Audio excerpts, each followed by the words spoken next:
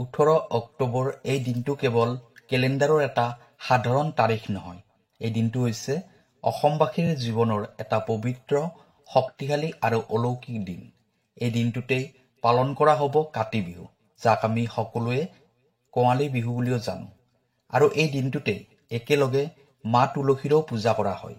দুয়োটা উৎসৱ মিলি হয় ভক্তি, আশা আৰু শক্তিৰ উৎস। অসমীয়াৰ জীৱনত কাতি বিহুৰ মাহত থাকে বিশেষ সুৰ। সেই সময়ত কৃষকসকলে মাটিক দেৱীৰূপে পূজা কৰে। খেতিপথাৰত চাকি জ্বলাই লক্ষ্মী দেৱীক আহ্বান কৰে। সন্ধিয়া সময়ত এন্ধাৰ নামি হোৱাৰ লগে লগে গাঁও, ঘৰ, পদূলি চাকিৰ পোহৰেৰে উজ্বলি উঠে।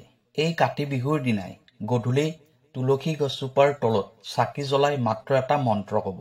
আপোনাৰ জীৱনৰ পৰা শনি গ্ৰহৰ দোষ, ৰাহু কেতুৰ দোষ আঁতৰি যাব।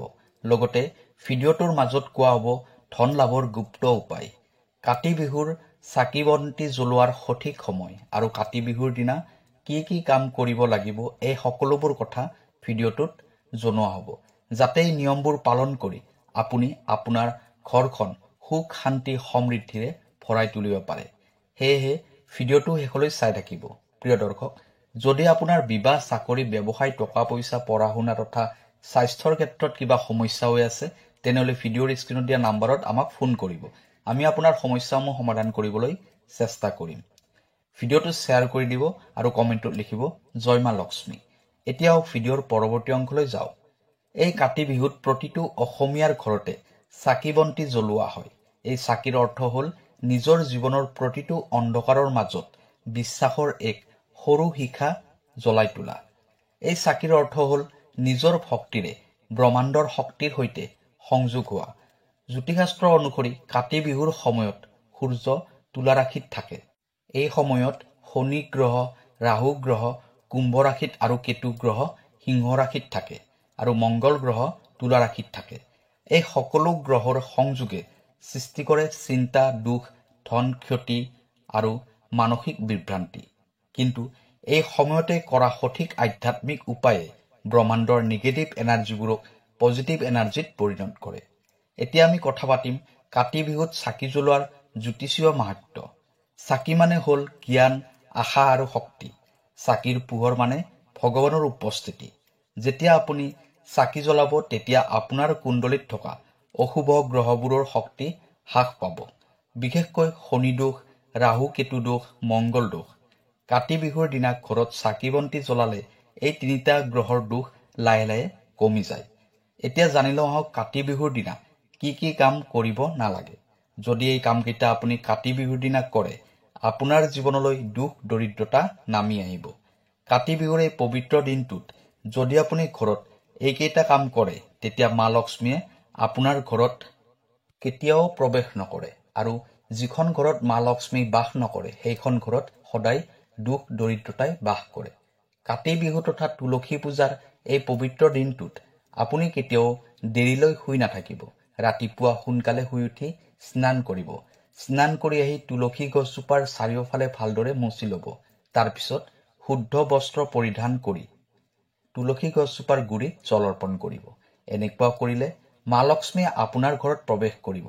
এনেকুৱা কৰিলে মা লক্ষ্মী আপোনাৰ ঘৰখনৰ প্ৰতি সদায় সন্তুষ্ট হৈ থাকিব আৰু আপোনাৰ ঘৰত মা লক্ষ্মীয়ে প্ৰৱেশ কৰিব।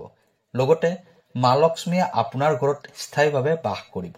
নম্বৰ 2, এই কাতি বিহু তথা তুলসী পূজাৰ পবিত্ৰ দিনটোত সম্পূৰ্ণ শুদ্ধ মনেৰে থাকিব, অৰ্থাৎ সম্পূৰ্ণ পজিটিভ চিন্তাধাৰাৰে থাকিবলৈ চেষ্টা কৰিব। এই পবিত্ৰ দিনটোত কেতিয়াও জ্যেষ্ঠজনক অপমান নকৰিব। পাৰিলে এই দিনটোত জ্যেষ্ঠজনৰ পৰা আশীৰ্বাদ ল'বলৈহে চেষ্টা কৰিব। তেতিয়া আপোনাৰ ওপৰত মা লক্ষ্মীৰ সদায় কৃপাদৃষ্টি থাকিব। নম্বৰ 3, কাতি বিহুৰ এই পবিত্ৰ দিনটোত তুলসী গছৰ তলত চাকি জ্বলাই মা লক্ষ্মীক ঘৰলৈ আদৰি অনা হয়।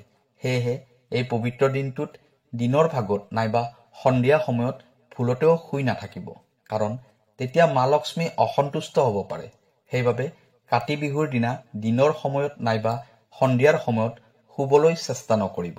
এনেকুৱা কৰিলে মা লক্ষ্মী আপোনাৰ ঘৰত কেতিয়াও প্ৰৱেশ নকৰে। নম্বৰ 4, এই বিশেষ দিনটোত আপুনি কাৰো সৈতে কাজিয়া পেচাল নকৰিব আৰু আনকো এই দিনটোত কাজিয়া পেচাল কৰিব নিদিব। নম্বৰ 5, এই কাতি বিহুৰ বিশেষ দিনটোত তুলসী গছৰ আশে পাশে লেতেৰা আৱৰ্জনা থাকিব নিদিব। এইটো কথাৰ ওপৰত লক্ষ্য ৰাখিব। তুলসী গছৰ ওচৰে পাজৰে ভালদৰে চাফ চিকুণ কৰি ৰাখিব, কাৰণ কাতি বিহুৰ এই পবিত্ৰ দিনটোত সন্ধিয়া সময়ত তুলসী গছজোপাৰ ওচৰত চাকি বন্তি জ্বলাই প্ৰসাদ আগবঢ়াই দি মা তুলসীৰ পূজা কৰা হয় আৰু মা লক্ষ্মীক আদৰি অনা হয়। সেয়েহে তুলসী গছজোপাৰ আশে পাশে ভালদৰে চাফ চিকুণ কৰি ৰাখিব। কাতি বিহু তথা তুলসী পূজাৰ দিনা ভুলতেও এই 5টা কাম নকৰিব। এতিয়া জানি লওঁ আহক কাতি বিহুৰ দিনা কৰিব লগা কেইটামান গুৰুত্বপূৰ্ণ উপায়ৰ বিষয়ে। নম্বৰ 1, কাতি বিহুৰ দিনা সূৰ্য অস্ত হোৱাৰ পিছত অৰ্থাৎ গধূলি সময়ত তুলসী গছৰ গুৰিত এগছি চাকি জ্বলাব। ঘিৰ চাকি হলে সৰ্বোত্তম হ'ব। চাকি গছি জ্বলোৱা হোৱাৰ পিছত এটা মন্ত্ৰ উচ্চাৰণ কৰিব। ওম দীপজ্যোতি পৰম ব্ৰহ্ম দীপজ্যোতি জনাৰ্দন। এই মন্ত্ৰ উচ্চাৰণ কৰিলে শনি দোষ আৰু ৰাহু কেতুৰ দোষ কমে। নম্বৰ 2, হনুমান চালিচা পাঠ। মংগল দোষ, বিবাহত পলম বা অশান্তি হৈ থাকিলে তুলসী গছজোপাৰ ওচৰত বহি কাতি বিহুৰ দিনা হনুমান চালিচা পাঠ কৰিব। ইয়াৰ ফলত বিবাহৰ ক্ষেত্ৰত হৈ থকা বাধাবোৰ আঁতৰি যাব। নম্বৰ 3, কাতি বিহুৰ দিনা গধূলি সময়ত আপোনাৰ পাকঘৰত থকা চাউলৰ পাত্ৰটোৰ ওচৰত এগছি চাকি জ্বলাব। ই হ'ল লক্ষ্মী দেৱীৰ আশীৰ্বাদৰ প্ৰতীক আৰু চাকি জ্বলাই থাকোঁতে মনে মনে ক'ব, হে লক্ষ্মী মা, মোৰ ঘৰ ধনেৰে অন্নৰে শান্তিৰে ভৰাই দিয়ক। নম্বৰ 4, ধন লাভৰ গুপ্ত উপায়।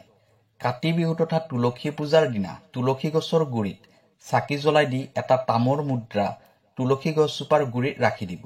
পিছদিনাখন সেই মুদ্ৰাটো গংগা জলেৰে ধুই আপোনাৰ ঘৰৰ টকা পইচা জমা ৰখা আলমাৰিটোত ৰাখি দিব।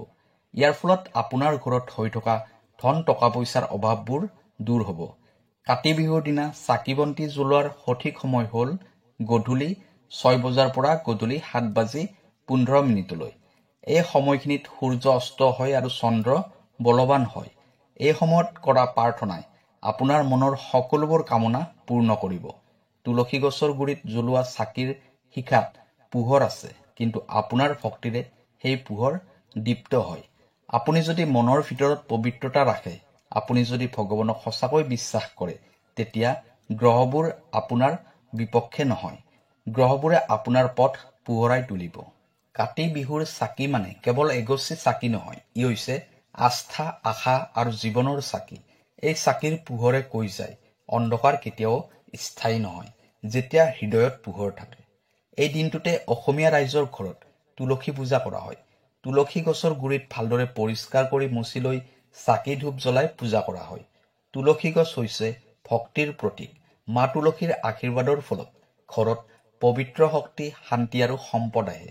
চাকি ধূপ জ্বলাই লৈ তুলসী গছজোপাৰ ফালে মুখ কৰি যদি আপুনি কয়, ওম তুলসী দেৱ্যই নমঃ, তেতিয়া আপুনি নিজৰ ঘৰৰ সকলো নিগেটিভ শক্তি আঁতৰাব পাৰিব। এইটো এক পবিত্ৰ মন্ত্ৰ হয়। ইয়ে জীৱনত ধন আৰু শান্তিৰ শক্তি বহন কৰে। এতিয়া এছো গুপ্ত উপায়ৰ কথালৈ, যি উপায় কেৱল 18 অক্টোবৰ কাতি বিহু তথা তুলসী পূজাৰ নিশা কৰিব লাগিব আৰু যিটো উপায় কৰিলে আপোনাৰ জীৱনত আহিব ধনলক্ষ্মী আৰু সমৃদ্ধিৰ এক নতুন অধ্যায়। এই উপায়টো কৰিব লাগিব সন্ধিয়া 6 বজাৰ পৰা 7 বজাৰ ভিতৰত। তুলসী গছজোপাৰ ওচৰত এগছি চাকি জ্বলাই ল'ব। তেল নাইবা ঘিৰ চাকি যিকোনো এটা হ'লেই হ'ব। চাকি গছি এটা তুলসী পাতৰ ওপৰত ৰাখিব। তুলসী গছজোপাৰ তলত 7টা তুলসীৰ পাত ৰাখিব, এটা লং ৰাখিব। তাৰপিছত মনৰ ভিতৰতে লাহে লাহে ক'ব, হে মা তুলসী, মোৰ ঘৰত ধন, শান্তি, সম্পদ আৰু লক্ষ্মীৰ স্থায়ী আশীৰ্বাদ বজাই ৰখা। এই কামখিনি নিঃশব্দে কোনেও নজনাকৈ কৰিব। এই উপায়টোক এটা গুপ্ত সাধনা বুলিও মানা হয়। ই একেবাৰে মনৰ শক্তিৰে কৰা প্ৰাৰ্থনা। যেতিয়া তুলসী গছজোপাৰ গুৰিত চাকি জ্বলি থাকিব, তেতিয়া তুলসীৰ তলৰ সেই পাতবোৰ শুকাই যোৱাৰ পাছত আপুনি সেই শুকান পাতবোৰ আপোনাৰ মানি বেগ নাইবা আপোনাৰ পাৰ্চত ৰাখিব। ইয়াৰ ফলত মা তুলসীৰ আশীৰ্বাদ আপোনাৰ লগত সদায় থাকিব। এই উপায়টো কৰিলে ধনৰ অভাৱ কেতিয়াও নহয়। লক্ষ্মী দেৱীৰ স্থায়ী আশীৰ্বাদ আপোনাৰ ঘৰত থাকিব বুলি বিশ্বাস কৰা হয়। প্ৰিয় দৰ্শক, এই কাতি বিহুত আপুনি চাকি জ্বলাই তুলসী গছৰ তলত, ভঁৰালৰ সন্মুখত আৰু আপোনাৰ অন্তৰৰ অন্ধকাৰৰ মাজত এই চাকিৰ পোহৰে আপোনাৰ জীৱনৰ দুখ দূৰ কৰিব, গ্ৰহ দুখবোৰ আঁতৰাই দিব, ভক্তিৰে চাকি জ্বলাব, মনৰ শুদ্ধতাৰে প্ৰাৰ্থনা কৰিব। এই চাকিৰ পোহৰে আপোনাৰ জীৱনত পোহৰ, ধন, শান্তি আৰু প্ৰেম ভালপোৱা আনক। ভগৱান লক্ষ্মীনাৰায়ণৰ আশীৰ্বাদ আপোনাৰ ঘৰত সদায় থাকক। ধন্যবাদ।